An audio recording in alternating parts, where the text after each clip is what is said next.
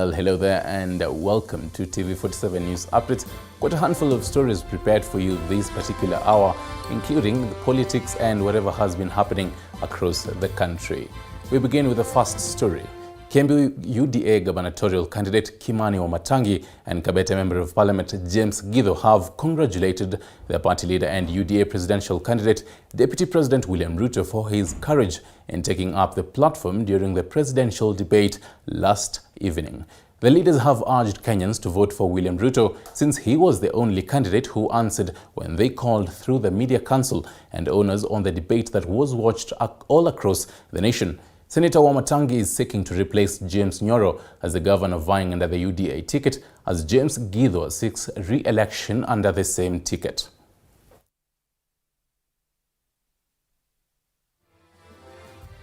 Nimpongeze Deputy President jana kwa sababu wengine walipopata uoga, wengine walipokataa kwenda kushiriki katika debate.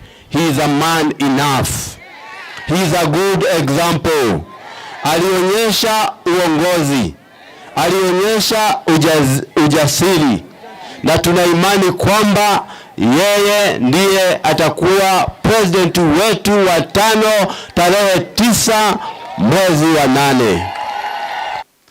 I'm also congratulating His Excellency, the Deputy President and incoming 5th President of the Republic of Kenya.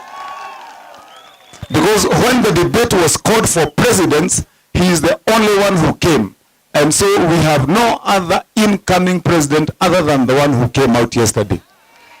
And we are saying that the UDA party's manifesto and our plan has nothing to hide. We are ready to come out and answer any questions, as our flag bearer showed yesterday. We are open. We are saying this will be a government of the people, by the people, and for the people. And that is why we have nothing to hide. So anyone who have any doubt that the president has spoken and is known has his answer. Our incoming president is William Samoei Ruto. Ama namna gani? Si ni kweli? And we are praying that the Lord bless him and give him good health and give this country peaceful elections, and that when we win that election by the vote of the people, the power of evil will not be used by those who don't mean well for this country to deny him the victory. And we shall win, and this country shall be peaceful. In Jesus' name, and I know that our bishop is going to come and...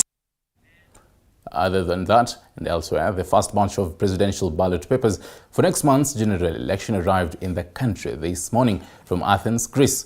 The consignment was received by IEBC Vice Chair Juliana Cherera and 3 other commissioners at the Jomo Kenyatta International Airport this morning, who was among a delegation of 13 members that traveled to Greece to witness the printing. Others in the team included representatives of the presidential candidates, religious leaders, civil society, and the Office of the Registrar of Political Parties. Today's consignment is meant for 18 counties. The second consignment is expected on Friday this week, while the final shipment will come in on the 3rd of August. Today is a great day, and it is our pleasure to officially announce to the country that we have received the first presidential ballot papers in the country. The team has been out. We've gone to Greece to do due diligence and to do quality checks. Basically, we went there to ascertain that the ballot papers is in accordance to the specifications that we gave the company to do this work. We, as IEBC, invited stakeholders to be with us and to check with a third eye, because they are the ones that know how the photos and the details of the presidential candidates, how they're supposed to look like. And indeed, we have just landed from Greece this morning. During the visit, the monitoring delegation was taken through a detailed profile of the in-form Lycos Hellas SA company, the variety of products the company deals with in other countries include. Moving on, Interior Cabinet Secretary Fred Matiang'i has asked Kenyans to vote for leaders whose integrity is not questionable and are not fond of money laundering in the country. According to him, 40% of the next leaders who will form the next government are active players of money laundering, adding that the shortage of 200 and 100 shilling notes in banks are due to voters being given the amount during this political season by the same leaders. It is our responsibility, collectively, public or private, to defend our financial environment, defend our country and ensure that we are safe and secure by fighting criminals, including the white-collar thugs, who will say, I'm going to call a bank, and my friend here, the Vice Chair of the Bankers Association, will give my friend a loan of 15 billion shillings by a phone call. That is money laundering, essentially. As it is, it's upon us, it is our responsibility to step up to this and sort out our country. No one is going to sort out this country for us. The objective of this evaluation is to determine the robustness of our country's legal and institutional framework to respond to measures to combat money laundering, terrorism financing, and the proliferation financing. So this evaluation also does seek to determine whether the Kenyan authorities properly understand the money laundering and the terrorism financing risks that the country is exposed to, and also whether the employed mitigation measures are commensurate with identified threats. I would also recommend that we try and bring on board the judiciary so that they understand the risk of money laundering and financing of terrorism and the risks that come with it. I want to assure both the DGFRC, the IG, and the CS of our commitment as prosecutors in ensuring the recommendations of the assessments are received and delivered as per the recommendations. I therefore want to assure you of our commitment as the ODPP. Right now, let's cross over to the corridors of justice. And former Nyatike Member of Parliament Peter Eric Omondi has been arrested and arraigned before Migori Law Court. The former lawmaker has been charged with the offence of attempted murder, contrary to Section 220 of the Penal Code. The former legislator appeared before Senior Principal Magistrate Justice Johnston Munguti of Migori High Court. The case will be heard on 25th of August 2022.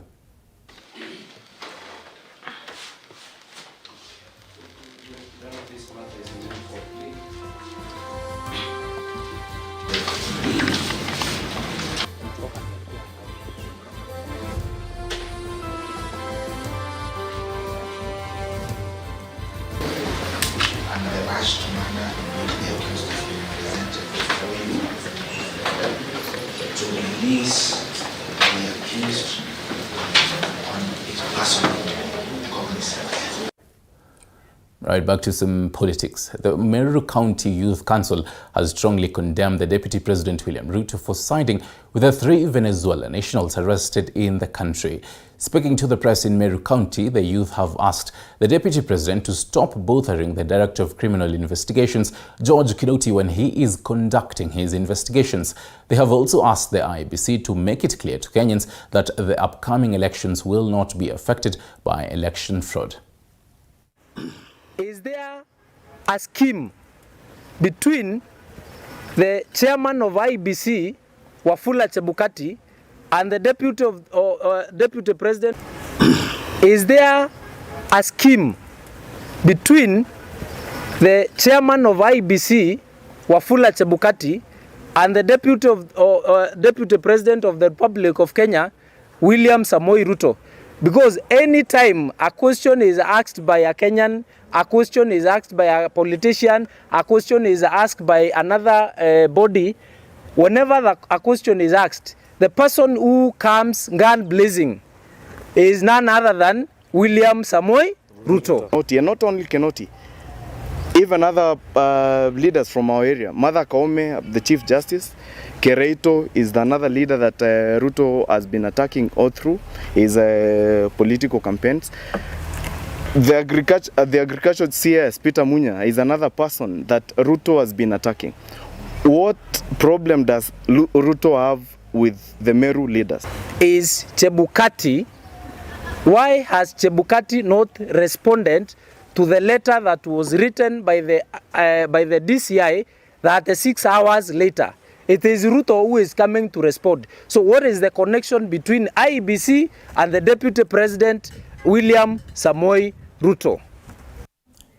Meanwhile, Elgeyo Marakwet County security players have fully operationalized the Joint Operations Command Center, JOCC, to help handle any electoral violence and other security threats before, during and after the elections. A toll-free number has been established at the center to help residents promptly report attempts and cases of violence. Speaking during a joint meeting between key security players, IEBC officials and the NCIC, the County Commissioner of Elgeyo Marakwet County, John Korir, also added that the center will have the capacity to directly respond to issues of gender-based violence, while he assured the residents that security in the area is guaranteed. Center, of course, which is manned by the county security team, and just for information, the hotline for that command center is 0742 81 2034. So anytime the hotline numbers, among other numbers for the sub-counties, we have already activated, and they can be used by the citizens of this county and also other areas who want this county to be safe in terms of security. Tumekata kauli sisi zote kama stakeholders kwamba tutahubiri amani wakati wa election na hata baadaye. Na upande wa kujiandaa tumewatangazia public ya kwamba vituo vyote vya kupiga kura Elgeyo Marakwet 555 tumejitayarisha vizuri na hatuoni shida. Tutaweza kupanga security officers waweze tuweze kuandaa pamoja uchaguzi yenye itaenda sawa sawa. And still on the same county, the National Fund for the Disabled of Kenya has launched an ultra-modern dormitory worth 3.3 million Kenyan shillings for children with special needs in Elgeyo Marakwet County. The dormitory has capacity to house 86 children, with 43 of them having special needs. According to the organization's chairperson, Christina Kenyatta, the dormitory has been built at Kipsaini Primary School in Keyo South. Christina says the facility will enable parents with special needs to have more dedicated to their work, as their children will be taken care of at the school. The county's Senator, Margaret Kamar, has urged parents to take children with special needs to school as it is their right.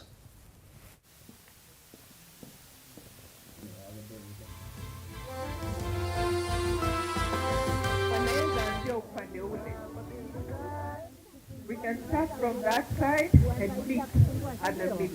It is called an integrated dormitory because we're going to have the abled children, those without any physical challenges, sleeping in the same dormitory with those who are physically challenged. That's really what we call inclusivity. That's what we call integration. I'd like to ask parents to release all the children who are at home to come to school. We know that there are parents who have stigma. When they have a child who is disabled, they hide the children at home. This is not helping the child, it's not helping the parent, it's not helping the society. In this country, the constitution is very clear that the right to education belongs to children, all children. Right, it's 30 minutes past the top of the hour. Taking a short break right here. Stay with us.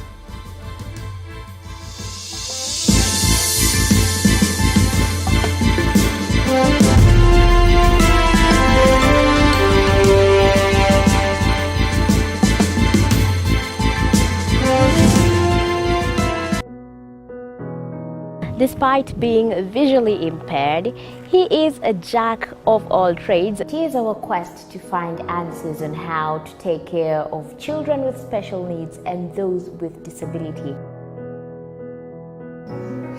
You do not need to see musical notes to understand music, but rather to have your soul feel the vibe.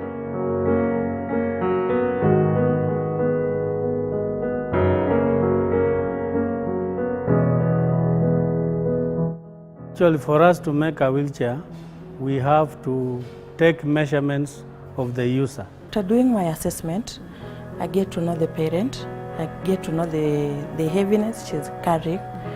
Disability comes at different stages of life.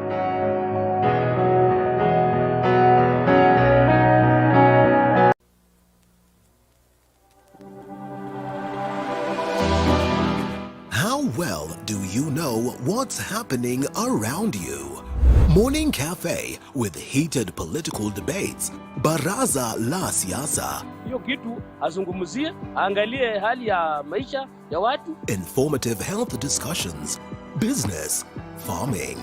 Tasty Wednesday, Fitness Thursday, and Feel Good Friday with amazing DJs, celebs, waimbaji, kuna comedians, alafu kuna wajinga. and music bands every Monday to Friday from 6 a.m. to 9 a.m.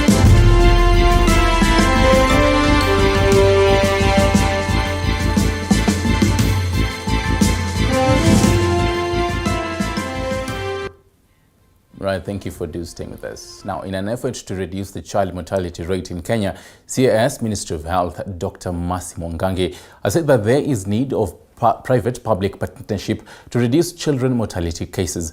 Dr. Mwangangi encouraged those who are in the health sector to invest in newborn facilities, adding that though it is very expensive, it will greatly be useful. Mwangangi was addressing Kenyans during the opening of an antenatal care center in Ruai Family Hospital.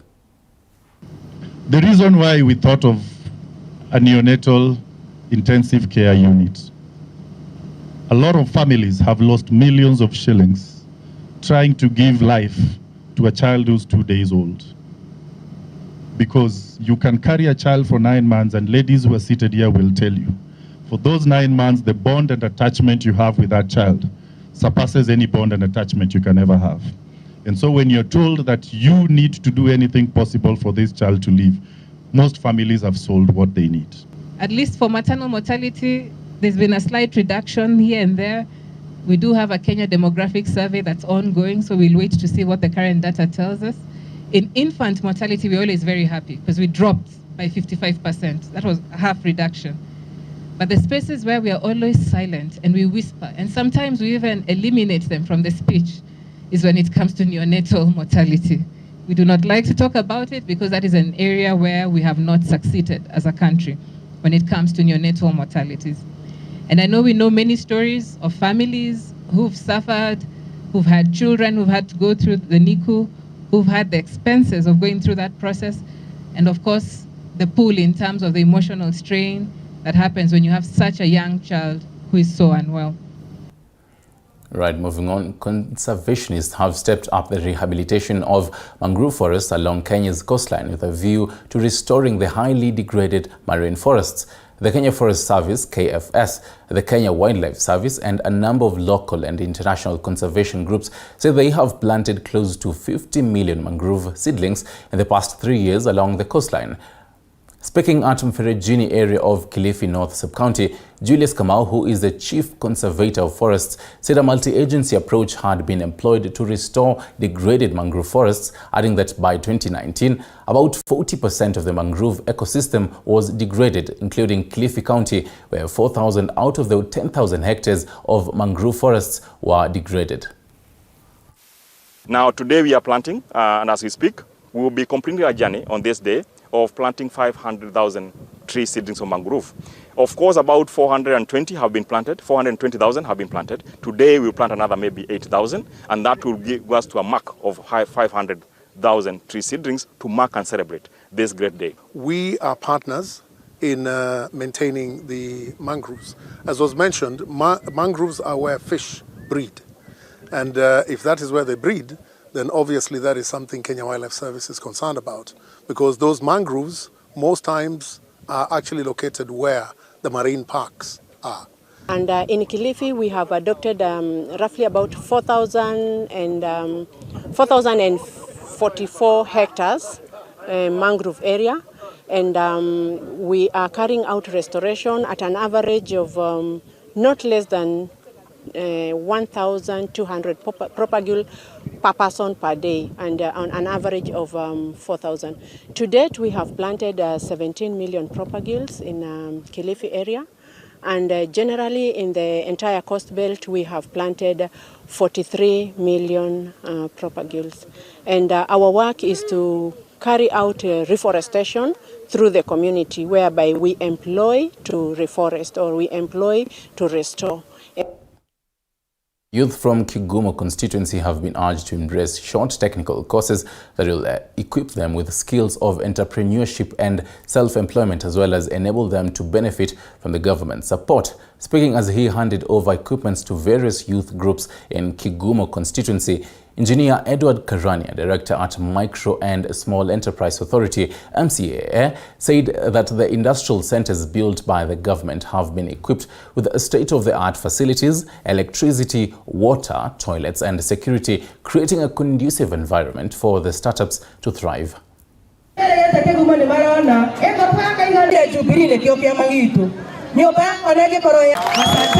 What we are encouraging and what we've realized as we undertake our mandate is women largely shy away from technical work. Yeah, that is in manufacturing, that is welding, carpentry, but we are seeing a lot of uptick, especially in matters of tailoring, but we are encouraging diversity in all these activities because the artistic aspect of every human being needs to be explored, so that we encourage inclusiveness in all our programs as an authority. We have an online portal for registration, that is one, and we also can do through feature phones, the USSD platform.